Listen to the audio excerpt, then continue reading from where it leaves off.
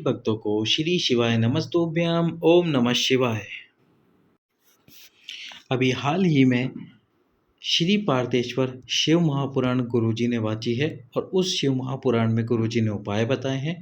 वे सभी उपाय आपके सामने प्रस्तुत कर रहे हैं।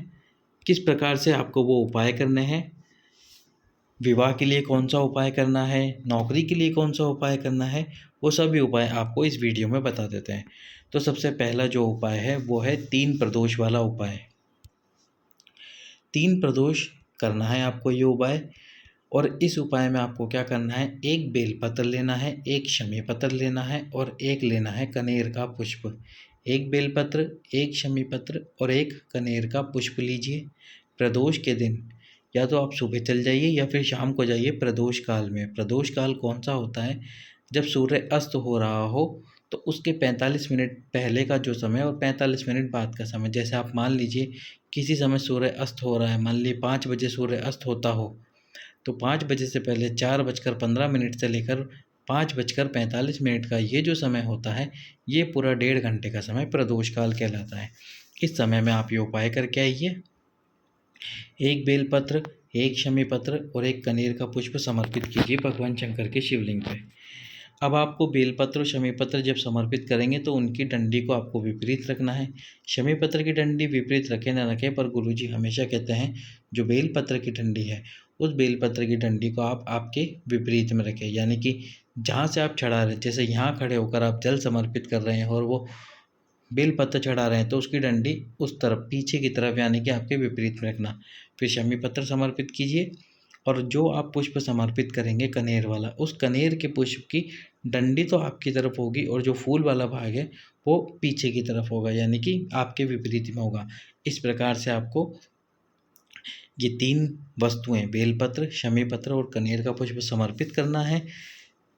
कितनी भी विषम परिस्थितियां क्यों न चल रही हो आपकी, कितने भी दुख क्यों ना आ रहे हो आपको, धीरे धीरे वो विषम परिस्थितियां समाप्त होना प्रारंभ होगी और साथ ही साथ में आपको जो तकलीफ होगी वह भी धीरे धीरे कटना प्रारंभ होगी। ये था पहला उपाय।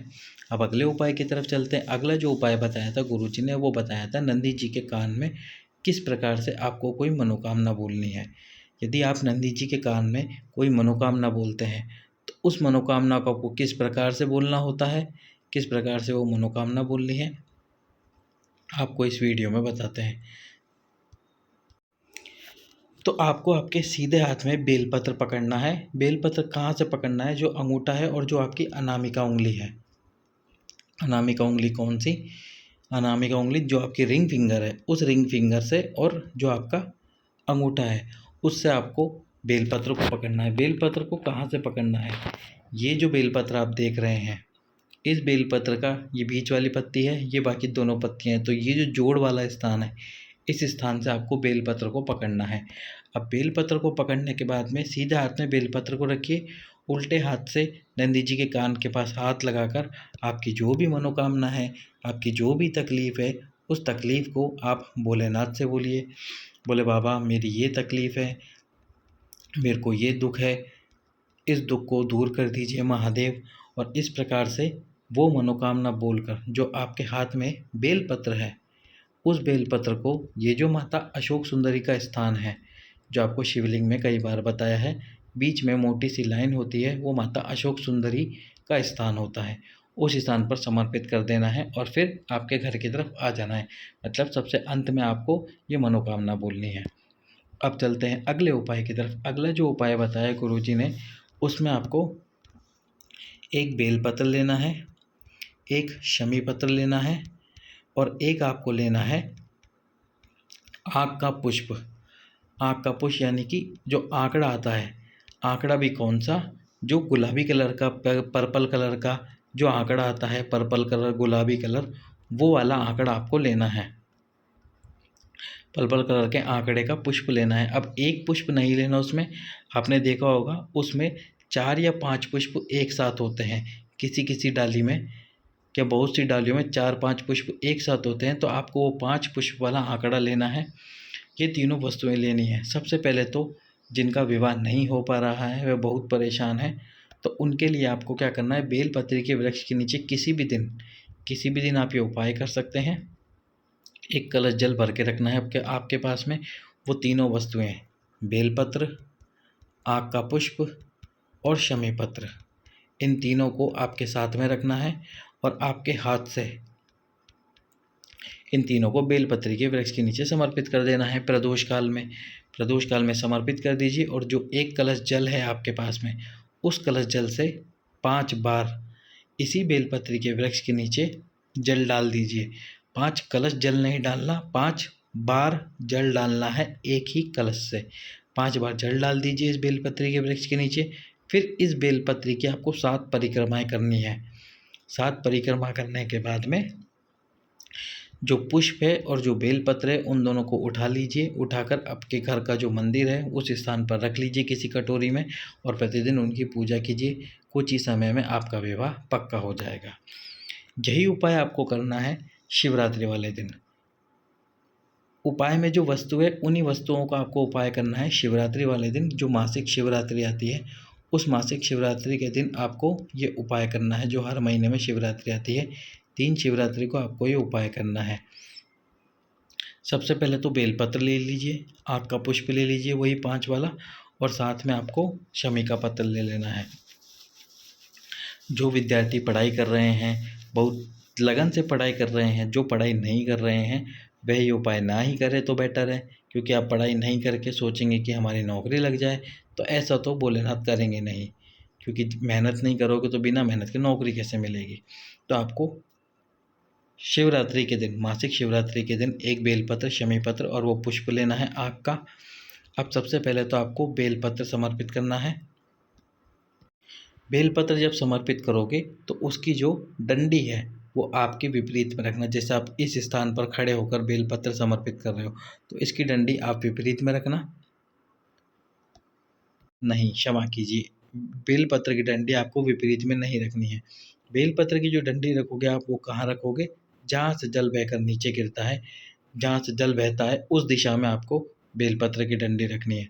साथ ही साथ में जो शमी पत्र है, उस शमी पत्र की डंडी भी आपको उसी दिशा में रखनी है जिस दिशा में जल बहकर नीचे गिरता है। उसी दिशा में आपको ये शमी पत्र की डंडी रखनी है। अब उसके बाद जो पुष्प आप समर्पित करोगे, पुष्प आप जो समर्पित करोगे वो आपको कहाँ समर्पित करना है? जैसे आप शिवलिंग के सामने खड़े हो, तो ये जो शिवलिंग के पीछे वाला भाग है, माता पार्वती का हस्तकमल, जो वो गोल भाग है जलाधारी है, उस वाले भाग पर आपको समर्पित करना है। यदि आप इस जगह खड़े होकर वो उपाय कर रहे हो, पुष्प चढ़ा रहे हो, तो ये जो स्थान है बिल्कुल शिवलिंग के पीछे, इस स्थान पर आपको वो आक का पुष्प रखना है। यदि आप इस जगह पर खड़े हो और यहाँ से पुष्प समर्पित कर रहे हो, तो फिर आपको इस जगह पर वो पुष्प समर्पित करना है, यानी आपके विपरीत में समर्पित करना है। इस प्रकार से ये पुष्प समर्पित कीजिए। और पुष्प समर्पित करने के बाद में जो बेलपत्र आपने चढ़ाया था,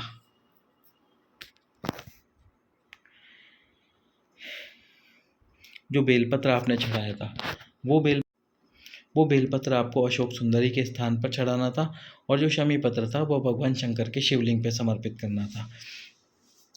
तो जो बेलपत्र आपने माता अशोक सुंदरी के स्थान पर चढ़ाया था, डंडी आपको जहाँ से जल बहकर नीचे गिरता है उस तरफ रखनी थी, और इस शमी पत्र की डंडी भी आपको जहाँ से जल बहकर नीचे गिरता है उस तरफ ही रखनी थी। तो बेलपत्र माता अशोक सुंदरी के ऊपर और शमी पत्र शिवलिंग के ऊपर, और जो आक का पुष्प समर्पित करना था वो मैंने आपको बता ही दिया कि किस तरफ आपको समर्पित करना है। इधर खड़े हो तो इस साइड, इधर खड़े हो तो इस साइड समर्पित करना है माता पार्वती के हस्तकमल पर। अब आपको ये जो बेलपत्र आपने चढ़ाया है माता अशोक सुंदरी के स्थान पर, इस बेलपत्र को उठाकर लेकर आना है। उठाकर लेके आइए, जिस कमरे में बैठकर आप पढ़ाई करते हैं उस कमरे में आप इस बेलपत्र को रख दीजिए, किसी कटोरी में, किसी पात्र में। फिर दूसरी शिवरात्रि यानी कि अगले महीने फिर से जाइए, फिर से ये उपाय कीजिए, फिर से बेलपत्र को उठा के लाइए और अपने कमरे में रख लीजिए उसी कटोरी में जिसमें आपने पहला बेलपत्र रख रखा है। फिर से तीसरे शिवरात्रि जाइए और तीसरी शिवरात्रि को भी सेम उपाय करके ये बेलपत्र उठा के आपकी कटोरी में रख लीजिए। 3 शिवरात्रि ये उपाय कर लीजिए और वो तीनों बेलपत्र को कटोरी में रखिए। जिस दिन आपकी जॉब लग जाए, जिस दिन आपका ज्वाइनिंग लेटर आ जाए, उस दिन ये तीनों बेलपत्र महादेव को समर्पित करके आ जाना। इस प्रकार से आप ये उपाय करेंगे, आपकी नौकरी निश्चित रूप से ही लगेगी। अब अगला उपाय जो पार्थिव शिवलिंग का उपाय है, पार्थिव शिवलिंग का उपाय आपको प्रत्येक शिवरात्रि के दिन करना है। जो 12 महीने की 12 शिवरात्रियाँ आती हैं, उस दिन आपको पार्थिव शिवलिंग का निर्माण करना है।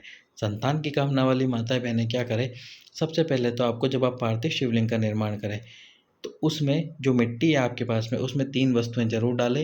एक तो मक्खन, यदि मक्खन ना हो आपके पास में, ये मक्खन भी गाय का होना चाहिए।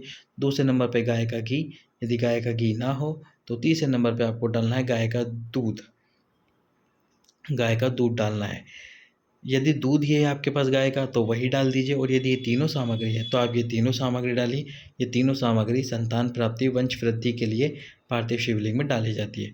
और उसके साथ ही आपको क्या करना है, पार्थिव शिवलिंग में डाली जाती है। और जो भस्म होती है, भस्म जो महादेव को चढ़ती है, भस्म अलोनी गोबरी, अलोनी गोबरी कौन सी होती है, जब गाय गोबर करती है तो उसको थापा नहीं गया होता, यानी कि उसको कंडा नहीं बनाया गया होता, वो रोड पर ही पड़ा रहता है और पड़े पड़े ही सूख जाता है।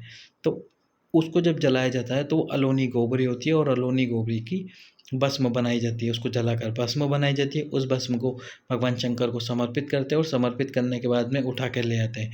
जिस माताओं बहनों के गर्भ में कोई समस्या होती है, वो गर्भवती है, कोई गांठ बता दी गई है, तो अपने गर्भ पर त्रिपुंड बनाना प्रारंभ कर दे उसी भस्म का। त्रिपुंड बनाएं, त्रिपुंड बनाना प्रारंभ कर दें, और त्रिपुंड सोमवार से लेकर रविवार तक 7 दिन बनाना है। उस भस्म को जब आप पार्थिव शिवलिंग का निर्माण करें तो उसमें डाल लीजिए। वह आपको रोग मुक्ति के लिए होगी, रोगों से मुक्त करेगी। और प्रत्येक शिवरात्रि को पार्थिव शिवलिंग का निर्माण करते समय या तो आपके पास ये तीनों वस्तुएं हैं तो वो डाल लीजिए, और नहीं है तो फिर आप केवल घी मिल जाए तो घी डाल लीजिए, दूध मिल जाए तो दूध डाल लीजिए, मक्खन मिल जाए तो मक्खन डाल लीजिए। और फिर पार्थिव शिवलिंग की पूजन अर्चना करके शाम को उसका विसर्जन कर दीजिए। प्रदोष काल में विसर्जन कर दीजिए। प्रत्येक शिवरात्रि पर आप ये उपाय कीजिए, निश्चित रूप से आपको संतान की प्राप्ति जरूर होगी। तो ये थे सारे उपाय जो गुरुजी ने श्री पार्थेश्वर शिव महापुराण में बताए। जो उपाय आपको सही लगे आप वह उपाय कीजिए। सभी भक्तों को ओम नमः शिवाय, श्री शिवाय।